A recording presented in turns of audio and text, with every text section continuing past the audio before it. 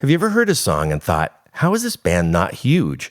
Not just a hit, a career. A band that seemed destined to become the next big thing. Well, welcome back to Order the Pie, the podcast where music history, the stories behind the songs, a little something in your glass all come together once again.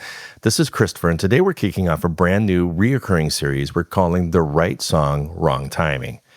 This isn't a series about one-hit wonders. It's about artists who had the right song, the right sound, and every reason to become major stars, but somehow along the way something happened. In every episode, we're going to reopen 5 musical case files. We'll examine the evidence, the songs, the charts, the airplay, the record labels, and the timing. And then we'll answer one question: what happened? Some cases have clear answers, others remain unsolved.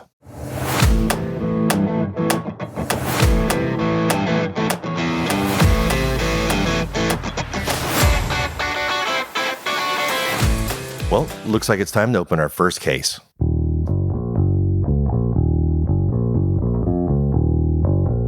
Now, if you're a fan of classic rock, chances are you've heard that classic bass line, The Blood and Roses, more times than you can count. It's become one of those songs that feels like it was a huge hit. Classic rock stations still play it. Musicians still praise it. And if you ask a fan of 80s rock about the Smithereens, this is almost always the very first song they're going to mention. It was long ago. Seems like yesterday. So here's the mystery. If the song was that good and people loved the band that much, why wasn't the band huge? That's exactly what the Smithereens are, our very first case file.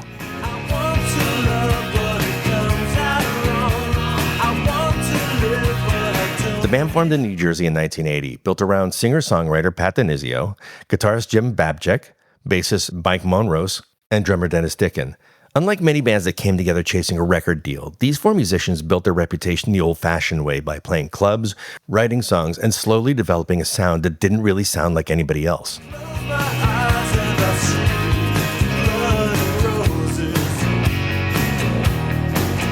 Now, you can definitely hear echoes of the Beatles and The Who, Buddy Holly, the whole British invasion, but somehow the Smithereens still sounded unmistakably like the Smithereens. The story behind Blood and Roses actually began at 4 a.m. Pat Denizio was working as a sound engineer in New York City's legendary Folk City nightclub when one freezing night, walking home after work, a bass line suddenly popped into his head. Not the chorus, not the lyrics, just that unforgettable bass line.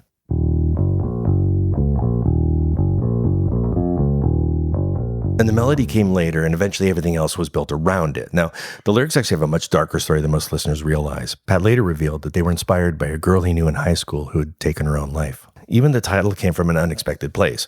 It wasn't pulled from the lyrics at all. It was from a short story by Japanese author Yukio Mishima, one of Pat's favorite writers.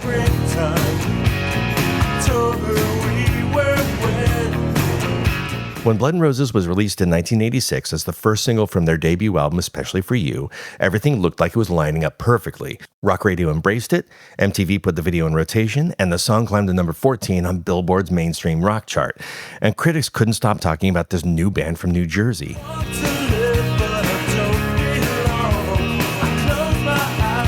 Pat later remembered walking into a record store after the album was released and finding it filed under a brand new category called Alternative. He laughed because he had never heard that term before. The band wasn't trying to invent a new genre. They were simply writing the kind of guitar songs that they loved.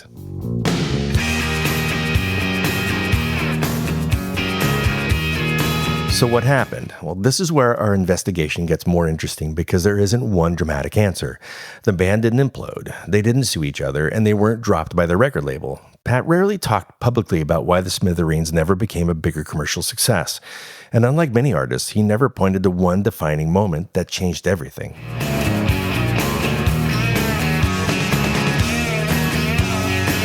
Now, Blood and Roses wasn't even their biggest hit. 2 years later, Only a Memory reached number 1 on the Billboard's mainstream rock chart. But I chose Blood and Roses because it was their one song that introduced most of us to the Smithereens. It was their first single, their MTV breakthrough, and the record that made people stop and take notice. The band continued making records, continued touring, and built one of rock's most loyal fan bases. Saw you standing in the rain, then I heard you say. All right, so what's the evidence we have here? Great songs, critically acclaimed, MTV support, rock radio success, a loyal audience. Who are the suspects? changing musical tastes, a band that refused to fit neatly into one category, and an unwillingness to compromise. The smoking gun? None. We really have none. The verdict? Sometimes there isn't one reason a band doesn't become a superstar. Just sometimes it's a dozen of little things that don't quite add up. The Smithereens didn't become one of the biggest bands in America, but nearly 40 years later, we're still talking about them. And that may be the strongest evidence of all.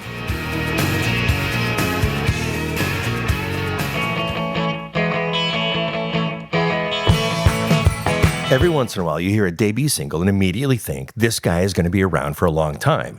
That was the feeling when Someday, Someway by Marshall Crenshaw first hit the radio in 1982. I can't stand to see you sad. I can't bear to hear you cry. It had the hooks, it had the melody, and it had that unmistakable Beatles and Buddy Holly influence.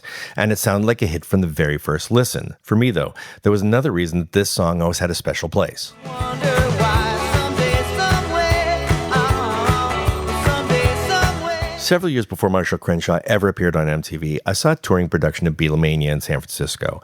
And if you never saw Beatlemania, it wasn't really a play. It was more like a live Beatles concert brought to life by four incredibly talented musicians who portrayed John, Paul, George, and Ringo. As the show moved through the Beatles' career, the performers changed costumes, they switched instruments, they recreated each musical era with elaborate lighting, great video screens, multimedia effects that were way ahead of their time, and I loved that show. I ended up buying the program and took it home with me. Now, years later, Someday, Someway had become a big hit. Now, I pulled that same program off the shelf and I was just flipping through it when I couldn't believe what I was seeing. The actor who played John Lennon was no other than Marshall Crenshaw. I had already seen him perform years before I even knew who he was. Marshall's career had already begun long before this record. Someday, someway, maybe I'll understand you. After playing John Lennon in the touring production of Beatlemania, he left to pursue songwriting, and before long he signed with Warner Brothers. His self-titled debut arrived in 1982, and Someday, Someway quickly became the record everybody was talking about. The song reached the Billboard Top 40, critics loved the album, and suddenly Marshall Crenshaw was being mentioned alongside some of the brightest new singer-songwriters in America. You've taken everything from me. I've taken everything from you. And it wasn't hard to understand why. Someday, Someway sounded timeless from the very first listen. It wasn't trying to follow a trend. It wasn't loaded with synthesizers. It was simply a beautifully written pop song. And at that time, I was listening to a lot of Nick Lowe, Elvis Costello, Joe Jackson, so Marshall Crenshaw fit right into that world. If you love smart songwriting, irresistible melodies, and records that put the song ahead of everything else, Someday, Someway felt like it belonged in that same conversation. And maybe that's part of the mystery. Marshall Crenshaw wasn't trying to reinvent rock and roll. He was building on everything that came before him. You could hear Buddy Holly and you can hear the Beatles, and maybe that's why, just a few years later, Hollywood would cast him as Buddy Holly in La Bamba. Crying, waiting, hoping you come back. By 1982, though, the music business was changing. MTV was becoming a major force, and image was becoming almost as important as songwriting. Marshall Crenshaw wasn't flashy, he wasn't controversial, he simply wrote great songs. So what happened? The breakthrough everyone expected from Someday, Someway never really came. His relationship with Warner Brothers eventually soured. Although he continued recording critically acclaimed albums, he never found the same commercial momentum again. Instead of chasing trends, Marshall kept making the music that he really believed in. Someway, yeah, someday, someway. Evidence, a top 40 debut single, critically acclaimed, a major record deal, and an unforgettable debut album. The Suspects? Changing music industry, label frustrations, a classic songwriting style that never quite fit the marketing trends at the time. Smoking gun? No single smoking gun. The verdict? Marshall Crenshaw missed the commercial breakthrough many people expected. But he never stopped making music. He simply stopped waiting for the music business to catch up to him. And for those of us who still love Someday, Someway, it's still a mystery worth talking about. Someday, someway, yeah. Some debut singles announce a new artist. Others introduce somebody that you assume you're going to be listening to for the next 20 years. And that's what No Myth by Michael Penn felt like in 1989. It was smart, it was catchy, and it sounded unlike anything else on the radio. So she says it's time she goes. At a time when pop radio was filled with power ballads, glam metal, and polished production, Michael Penn showed up with something that felt fresh, clever, and completely original. The song climbed into the Billboard Top 20. MTV embraced the video. Critics loved the album. Just like that, Michael Penn looked like one of the brightest new singer-songwriters in America. Oh, and if the last name sounds familiar, it should. Michael is the older brother of actor Sean Penn, but unlike his famous brother, Michael built his career quietly around songwriting rather than Hollywood. She blocked her eyes and drew the curtains, but my time got yet to untie. Then something happened that had nothing to do with his music. The RCA executive who had championed Penn left the label. The company went through major changes, and almost overnight, the promotional momentum behind his career began to disappear. Penn himself pointed to those changes as one of the reasons his commercial career never really developed in the way so many people expected.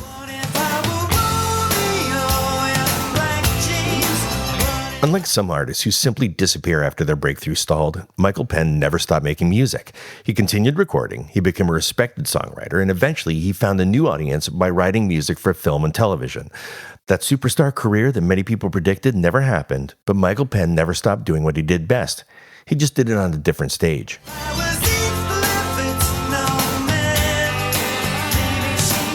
Evidence, a top 20 hit. Heavy MTV rotation, critical acclaim, a major record deal. Suspects, record label upheaval, changing priorities at RCA, and the music industry that moved just too quickly. Smoking Gun, the departure of RCA executives who believed in Michael Penn, the loss of the record label support that followed, that was the major smoking gun in this case. Verdict, Michael Penn didn't lose his talent. He lost the momentum that every new artist depends on, and sometimes that's all it takes.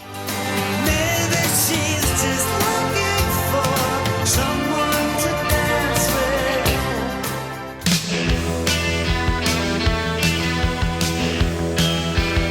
Sometimes a movie can do more than launch an actor's career. It can introduce an entire generation to a band.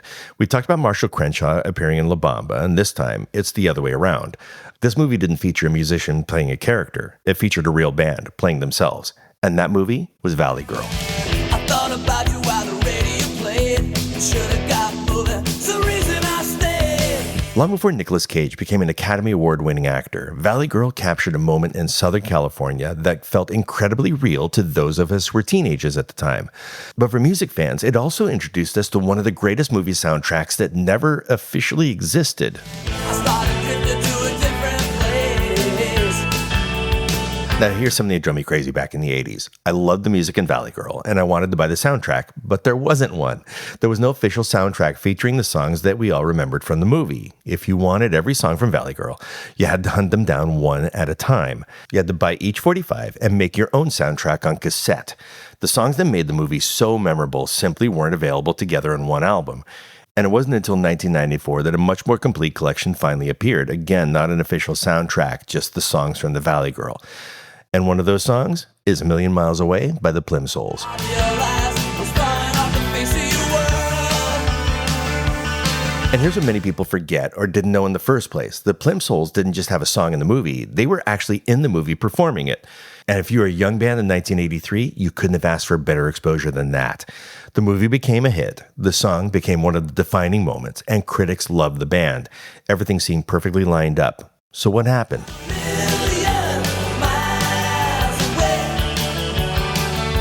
The Plimsouls had already built a strong reputation in Los Angeles. Through relentless touring, and A Million Miles Away looked like the breakthrough hit that would carry them into the national spotlight. Instead, the momentum never really arrived. Internal tensions grew, and the band broke up not long after their moment of great exposure. And the opportunity that Valley Girl created slowly slipped away.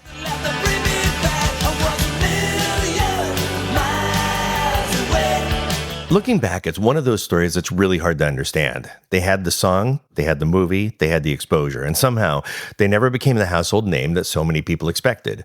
Peter Case would go on to have a respected solo career, while A Million Miles Away continued finding new audiences through radio, movies, and streaming. In many ways, the song became more famous than the band itself. And there's nothing to bring me back today.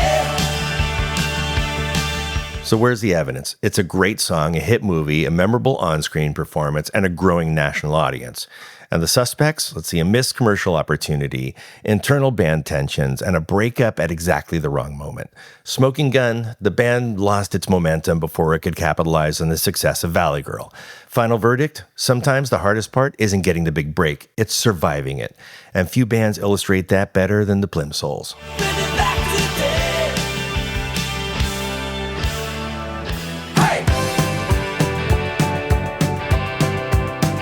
Sometimes I hear a song and think, how is this not a smash? That's exactly how I feel every time I hear What's He Got by the Producers. What's he got that I ain't got? It's got a great hook, a killer chorus, fantastic harmonies, and enough energy to make you want to turn the volume up every single time it comes on. But there's another reason that this song has always fascinated me. Structurally, it's a little different. He's got you. That's what he's got. That's what he's got. Hey! Most pop songs build towards the chorus. What's He Got does the exact opposite. It grabs you with the chorus right out of the gate. And from that point on, everything else feels like it's supporting that hook. The verses almost become a setup just to get back to the chorus again. As a musician, I've always loved that. It's confident, it's immediate, and it absolutely wastes no time telling you why you should keep listening. Saw you with that man, middle age. The Producers came out of Atlanta, Georgia, at a time when power pop was fighting for space on radio alongside new wave, arena rock, and growing influence of MTV. When What's He Got was released in 1981, it seemed to have everything going for it. Critics loved the band, radio programmers loved the record, and everyone who heard it usually became an instant fan. Yet somehow, it never became the breakthrough everybody expected. But my love is true. Won't go out of style. Part of the problem may have been the timing. Power pop has always been one of rock's greatest underdogs. Critics love it, musicians love it, and the fans who discover it never forget it. But historically, it's rarely dominated the pop charts. What's he got that I ain't got? He's got you. The Producers found themselves making exactly the kind of music that people admired, without ever becoming the next Cars or Cheap Trick. Still, they refused to disappear. The band continued recording, touring, and building a loyal following, particularly in the Southeast, where they remain local legends. And maybe that's why What's He Got still sounds so good today. It wasn't trying to follow a trend. It was simply a terrific pop song written by a band that deserved a much bigger audience. He's got you.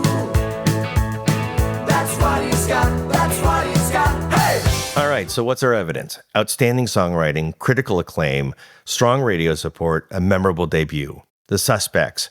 A crowded musical landscape, power pop's ongoing commercial struggle, and not fitting neatly into the MTV era. Smoking Gun, none again. But the verdict, sometimes there isn't anything wrong with the song. The timing is simply wrong. And that's exactly why the Producers belong in the Right Song, Wrong Timing episode. Well, we may not have solved every case. Some of these artists were victims of bad timing, some ran into record label problems, some simply arrived at the wrong moment in music history. And in a couple cases, the evidence just wasn't enough to tell us exactly what happened. But one thing is certain. Every one of these artists left us with at least one great song that's still worth turning up today. And I'd say this is a good place to close the case files and open the bar. Since this episode celebrates one of my favorite genres, I thought the cocktail should do the same. Just like a great power pop song, the drink is bright, catchy, and doesn't waste a single note. And it's called the Power Pop. You're going to need 2 ounces of aged Jamaican rum, 3/4 of an ounce of fresh lemon juice, half an ounce of passion fruit syrup, 1/4 ounce of velvet falernum, and 2 dashes of Angostura bitters. You're going to add everything into a shaker filled with ice and shake until well chilled. Strain that into a chilled coupe glass and then finish with a lemon twist. The aged rum gives it a solid foundation. The lemon keeps it bright and fresh. The passion fruit brings out just enough sweetness to hook you, and the falernum adds a little unexpected spice.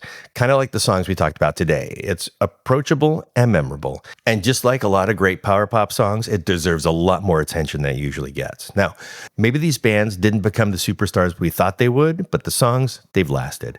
And maybe that's the real measure of success. Now, if there's an artist you think belongs in a future case file, I'd love to hear from you. Until next time, here's the loud riffs, quiet sips, and the stories in between.